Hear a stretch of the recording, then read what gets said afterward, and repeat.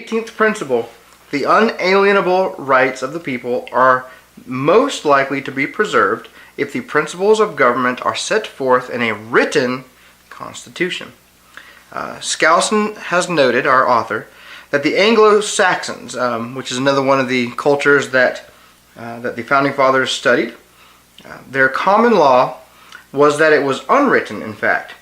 Since its principles were known amongst the whole people, they seemed indifferent to the necessity of writing them down.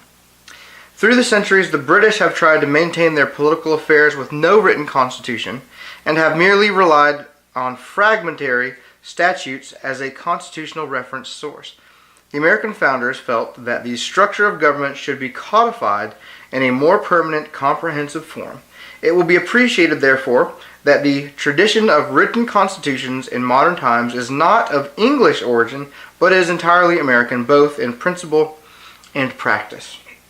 So, like in the Anglo-Saxon culture, everyone knew the law, so they did not think it was necessary to write it down. But could you imagine nowadays, where many of us, even those of us who are pretty educated, still don't know the Constitution? Could you imagine if we had never written it down? Oh, no. The chaos that would ensue. In other words, we would have nothing to go back on because it really has not been taught widely. And so, could you imagine if the founders had not chosen to give us a written Constitution? I don't even want to think about that. No, I don't think that we would have a country today. Right. If that So we wouldn't be here. No, Right. Be a couple hundred years. No. But, so thank God that they did choose to actually write it down, but just think about the necessity of an objective standard. In other words, what if we did not have a written Bible, a written Word of God? Well, you could have people just making stuff up. Well, it's bad enough that they do now. That's right. Well, you don't read it. Reading Someone between doesn't the read it. lines, so this is what they really meant. No, you're applying today's interpretation to a document that was written then. You need to apply their interpretation to it, but that's the way they... All right.